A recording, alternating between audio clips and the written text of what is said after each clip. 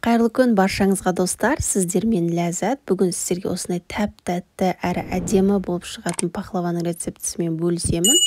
Видеоның соңына дейін қарап, арнаға тіркеліп қойды ұмытпаңыздар. Бұл пахлаваның ерекшелігі сироп құясыздар, өте тәтті болып шығады. Міндетті түрде дәл осы рецептпен жасап көруге кеңес беремін. Ең әуелі пахлаваға қажетті заттардың барлығын дайындап аламыз. Унелегіштен өткізілген ұнның үстінен сармаймызды, егер сармай болмаса маргарин қолдануға болады.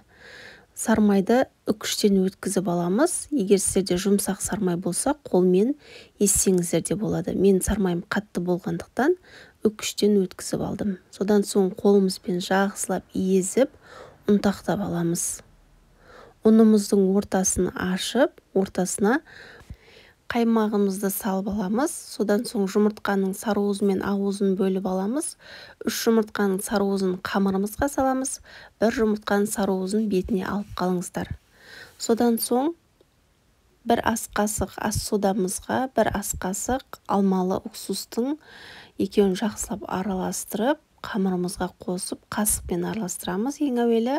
Содан соң қолымыздың көмегімен жақсылап қамырымызды илейтін боламыз. Уксусқа мән беріңіздер, 6% уксус қолданыңыздар. Егер сіздер сода салғыларыңыз келмесе, орнына разрыхитель қолдануға болады. Қамырымыздың барлығын илеп, 30 минутқа мұздатқышқа салып қоятын боламыз. 30 минут өткен соң қамырымызды 3 бөлікке бөлеміз, яғни пахлавамыз 3 қатпарлы қамырдан тұрады. Ең әуелі қамырымыздың ортаңғы бөлігін жайып, пісіріп алатын боламыз. Өйткені біздің пахлавамыз өте тез піседі, сол кезде ортасы піспей қалуы мүмкін. Сол себепті ортаңғы қамырымызды жұқа етіп жайып, 180 градуста қызартып пісіріп аласыздар. Пешімізге кетті. Енді біз начинкасын дайындайтын боламыз. Бізге 4 жұмыртқаның ақуызына қантымызды аз-аздан сала отырып, миксердің жай жылдамдығымен бастап, әр минут сайын миксердің жылдамдығын көтеріп отырып, қантымызды аз-аздан сала отырып, аппақ масса болғанша миксерлейміз. Аппақ қою пена болады, мән беріңіздер. Жақсылап миксерлеп аламыз. Міне осындай әдемі масса болады. Сол кезде біз миксерімізді тоқтататын боламыз. Енді осы жұмыртқаның ақуызына жаңғақты майдалап дайындап аламыз. Алдын ала кішкене жаңғақты бетіне әсемдеуге алып қалдым. Қалғанын майдалап, жұмыртқаның ақуызына салып, жақсылап араластырып аламыз. Осымен біздің начинкамыз дайын.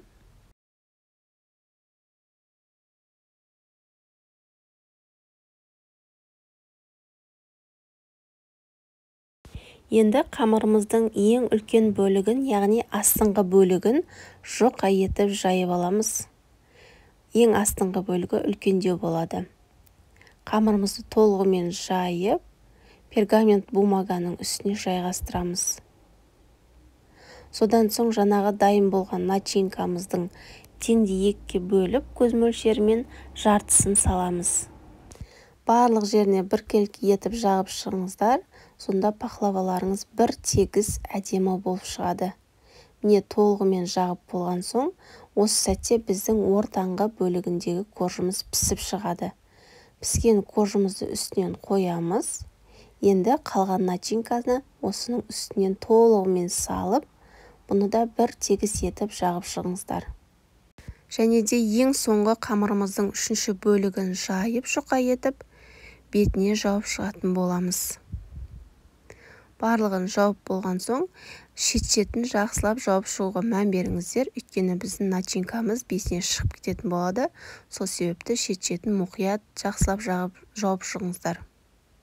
Ең соңында жаңағы алып қалған 1 жұмыртқаның сарыуызын толығымен барлық жеріне біркелкі етіп жағып шығамыз. Мен бетіне сызып шықтым, яғни кесетін формамызда қатты басудың қажет жоқ, тек қана бетін сызып шықтым. Және де осының үстіне жаңғақтарды қойып шықтым. Өздеріңізде сызып шықсаңыздар оңай болады. Піскен соң кесуге жаңғақтар толығымен қойып, алдын ала қызып тұрған пеште 180 градуста 25-30 минутта пісіп шығады.